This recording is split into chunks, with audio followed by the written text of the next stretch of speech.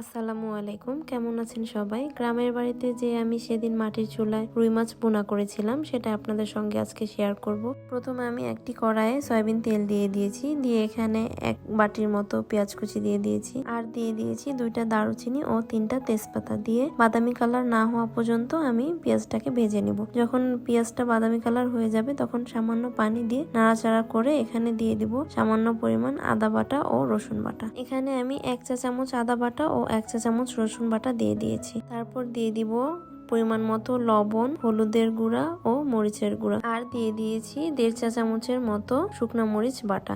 দিয়ে ভালোভাবে 3 থেকে 4 মিনিটের মতো কষিয়ে নিব, যতক্ষণ না পর্যন্ত তেল উপরে উঠে আসে। এখানে দিয়ে দিব সামান্য পরিমাণ জিরা গুঁড়া ও সামান্য পরিমাণ গরম মশলা গুঁড়া। দিয়ে ভালোভাবে আবার কিছুক্ষণ নাড়াচাড়া করে কষিয়ে নেওয়া হয়ে গেলে সামান্য পানি দিয়ে এখানে দিয়ে দিচ্ছি একটা গোটা টমেটো কুচি করে। টমেটোর কাঁচা গন্ধ না যাওয়া পর্যন্ত আমি মশলার সঙ্গে টমেটোটাকে ভালোভাবে কষিয়ে নিব। এরপর আমি আগে থেকে ভেজে রাখা মাছগুলো দিয়ে দিব, দিয়ে আলতো ভাবে মাছগুলোর সঙ্গে মশলা মিশিয়ে নিব। এখানে অনেকগুলো মাছ রয়েছে, বেশি জোরে নাড়াচাড়া করলে মাছগুলো ভেঙে যেতে পারে, এই কারণে আমি খুব আস্তে ধীরে মাছগুলো মশলার সঙ্গে ভালোভাবে মিশিয়ে নিয়েছি। এরপর এখানে পরিমাণ মতো পানি দিয়ে দিয়েছি মাছগুলো রান্না করার জন্য। যখন ভালোভাবে বলক চলে আসবে তখন ঢাকনা দিয়ে ঢেকে 8 থেকে 9 মিনিটের মতো রান্না করে নিয়েছি। এই তো আমার রুই মাছ ভুনা রান্না করা কমপ্লিট। মাটির চুলায় রান্না করলে সব খাবারগুলোই অনেক মজা লাগে খেতে। ভিডিওটি কেমন লাগলো কমেন্ট করে জানাবেন। আল্লাহ হাফেজ।